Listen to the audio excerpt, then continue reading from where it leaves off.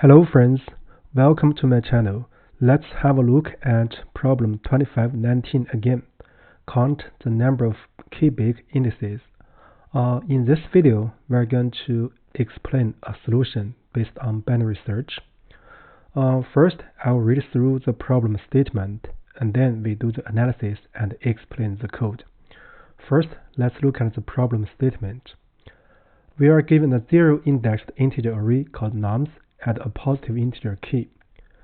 So an index I is called K-big if the following conditions are satisfied.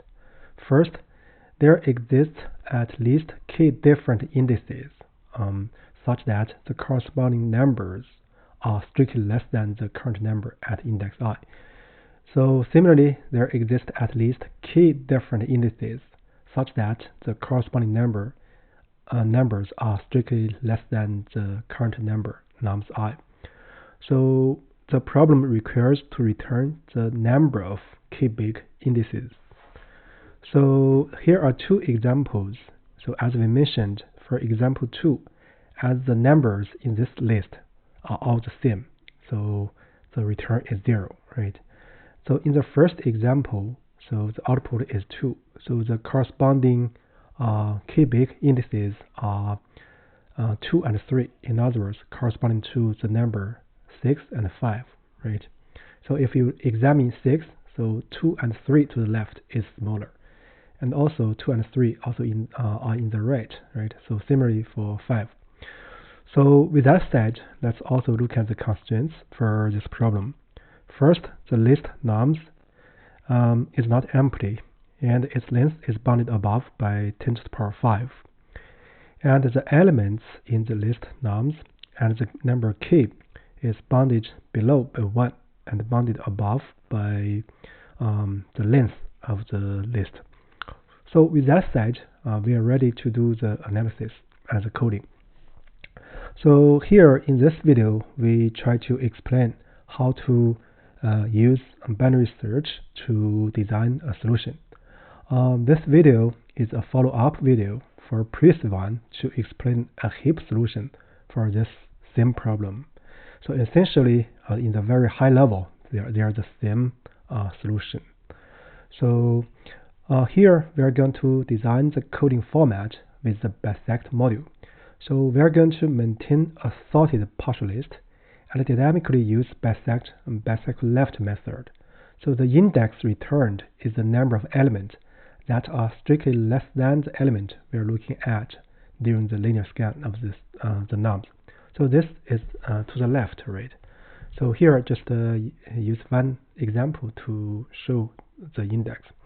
So if this is the list 2, 3, 6, so this is sorted, right? So if we examine 5, so the insertion index will be 2, right? It also means there are 2 elements that are strictly less than this number 5.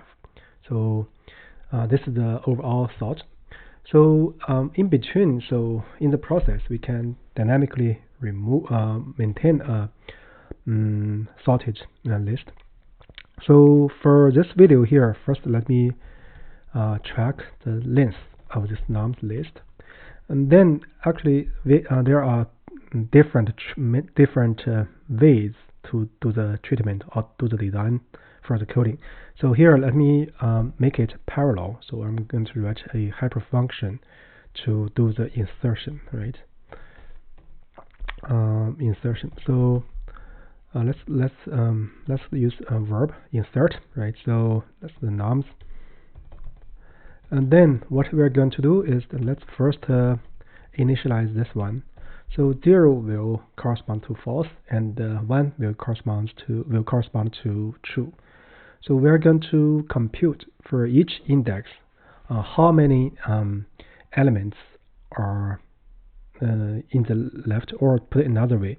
So if there are at least k elements that are smaller than the current number at index I. So for this, I'm going to use an aux. So this aux is to maintain a sorted list so that we can use bisect, right, or binary search. So as the index will be important, so I'm going to use enumerator function for enumerate nums. And then what we are going to do is first we check the how many bisect left. So this will be a strictly less, right? So ox, and we are trying to examine this y. So we check the insertion point of y into this ox, right? So this index will also be the number of elements that are strictly less than the current y, right? So then we see that if this counting is no less than k, right? So we're going to set answer I and to be true or to be 1, right? So otherwise, so then after we do this check, so we need to put this insert this one, insert this to this position, the current element to ox. So this way, in the process of linear scan, so we always maintain a sorted list. So with that said, we can do the return for this answer. So overall, this insertion function does two things. First, for each index, it checks if there are at least k elements to the left that are strictly less than the current number corresponding to the index. And then it also do the insertion, right? So overall, the ultimate purpose is to get this answer, right? So this is the one.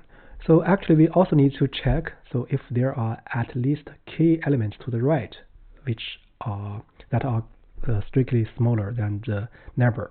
So for this, we can call this insertion function twice, but with reverse, or we can do the iteration reversely. In other words, start from index a-1, then up to index 0. I mean, in a decremented fashion. But here, in order to make the style align with the previous video, so we are going to call this function, right? So first, I'm going to get a left. So left will be the insert. So nums. So and then the right will be insert. So I'm going to do this. So we reverse this, and then we do a reversion again, right? So if you think that this will take more time and this, so we can you can do this procedure, but use the iteration from I equals n-1, then n-2, then 0. So this will avoid using this list reversion. So with that said, so we're going to return the counting, right? In other words, the sum. The sum is for A and B, right? Both A and B are true for the corresponding position. So let's say for the two indices, value in zip, left and right. So it means that so both left and right have at least k elements that are strictly smaller. So by now, so we are ready to do the test, right? Let me first test a special case. Yeah, it passes the first one, and then let's look at the generic case.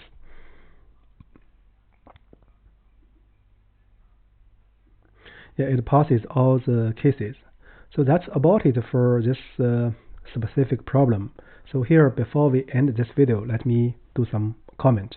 First, we can avoid to use the two list inversions by doing the iteration from the very right to the very left. So this is one comment. And another comment is that in the previous video, we mentioned the use of sorted list.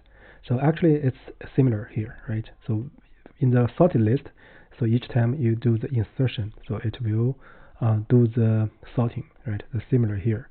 But here it takes some time. So actually, for the time complexity analysis is rather easy. So the insertion typically is a logarithm time complexity. Then you do the math. So that's actually straightforward.